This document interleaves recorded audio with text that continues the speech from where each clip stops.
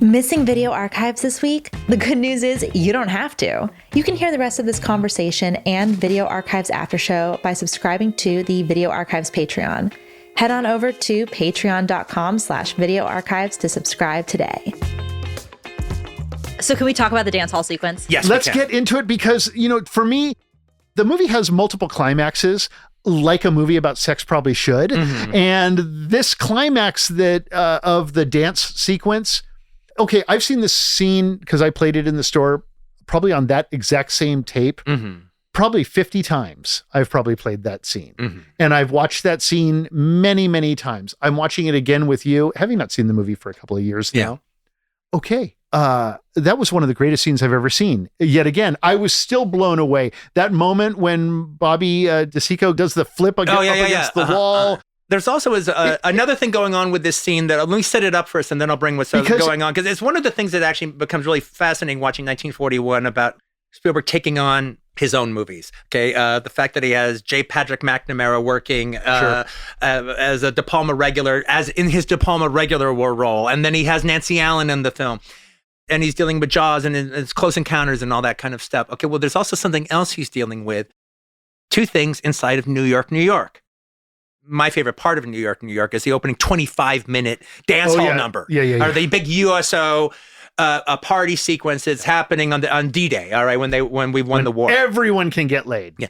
And then it's like, it's just like a 25-minute sequence and it's really funny. It's my favorite section of that whole movie. It's great. It's one of my favorite Spielberg sections. That's one of my favorite Scorsese sections. That's a scene actually you put on several times in the store. Oh, I love that. I love 25 minutes of just one whole thing. Mm-hmm. It's great. So he's dealing with that because he kind of has a similar situation. It almost looks designed exactly to be the same. But then there's the famous happy endings number. Yeah, that you see in New York, New York, where Scorsese gets a chance to do his version of a Hollywood musical, and he gets to not deal with the Cassavetes like world that he's kind of forced himself to deal into. He gets to deal in this kind of movie world, a little bit of magical reality. Magical reality. So, with the happy endings number and then that big famous USO sequence. And not only that, even Bobby DeSico's Pearl Harbor shirt at the beginning is very similar to the Hawaiian shirt that De Niro wears at the beginning. Actually, so what's happening here in this sequence is it's all built up to this big USO dance that's going to happen. And Bobby DeSico can't get inside. He's in a zoot suit, and they're only letting enlisted men in. She goes to the dance, and Treat Williams is just pouncing on her. And then she realizes he is bad fucking news. He's really, really bad news. He's like manhandling her. Yeah, he's manhandling her. He has one thing on his mind. Yeah, he's just got sex on his mind. He's scary. And then like other people start coming up and he chases them away like a violent maniac. Yeah. Oh my God, she's worried. She's worried about being in this. Really, at one point she turns to some guy and she's like, "Please, will you dance with me? Yeah. Please dance with me." And he just walk away. Yeah. Just walk away. Yeah. To that guy. And then he's literally, okay, let's beat this joint. And so he's like dragging her around and he knows, oh my God, he's going to fucking rape her. Yeah. All right. He's taking her to rape her. But that's she's also the crazy thing is that her dad has marked this other guy, her boyfriend, as like bad news.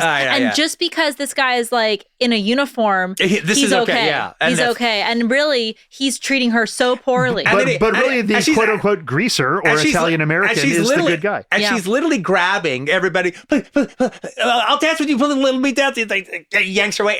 And by the way, just a little archive connection there. Just right at the very end. Just before he yanks her out, she grabs one big guy's hand, and they're holding, it's like a tug of war going on between this big Navy guy. And it's to the music. Yeah, this big Navy guy, and then Treat Williams yanking her. That Navy guy was an Archives customer. And his credit in 1941 is USO Goon. And so we used to call him USO Goon.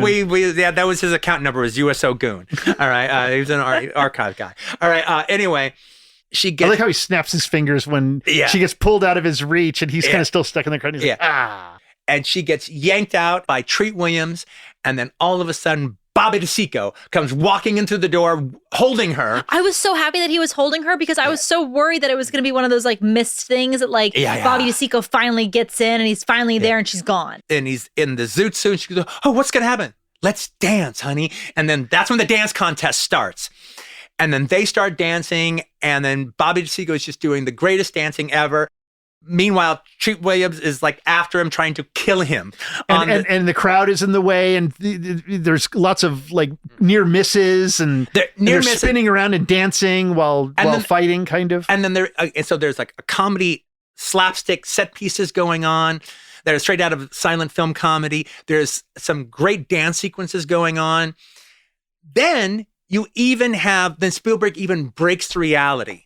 And he's, as if this movie was ever reality in the first place, but he breaks the reality. It kind of is, though, in a weird way. Well, it's the mania of the moment.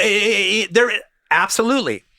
But he breaks that reality, and then it turns into its own happy endings number. Yeah. And it becomes a full-on dance sequence where obviously everyone is dancing in syncopation as opposed to just being, extras at a USO club. And it's fantastic.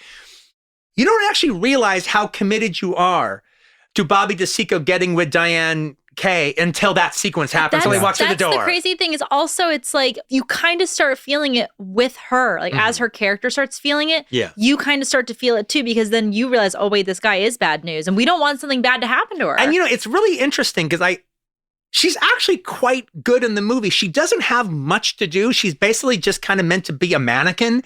But she's a funny mannequin, all right? And it's her reaction that stops Treat Williams from being a comic bad guy. Yeah, because at first you kind of like Treat Williams, he's kind of handsome, he's kind of funny, and yeah, he's like gruff and he's like Bluto, but he's like an officer and he's handsome and he's alluring. And then it's that moment though when they're at the dance hall when the other guys start to approach her. And at first it's kind of like, oh, it's kind of turns you on that like your man is going to defend you. But then when it gets to the second and the third guy and you see how violent he starts getting, it's like, hold on, I'm in a bad situation. This character's in a bad situation. We don't want anything bad to happen to her. Have you ever been on a date like that where you realize like, oh my God, I'm with a hairpin trigger guy? Yes, I have. And for that reason, I go to dates at specific places where the staff knows me and where they have valet parking because then I know that I'm always safe to get to my car.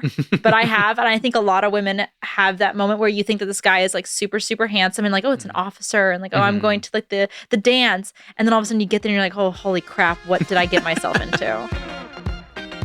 Remember, you can hear the rest of this episode ad-free by subscribing to the Video Archives Patreon. You'll also get access to the Video Archives After Show, where we play never-before-heard clips, answer your fan questions, and even play vaulted episodes. Visit patreon.com/Video Archives today for all of the details. We'll be back with a brand new episode next week.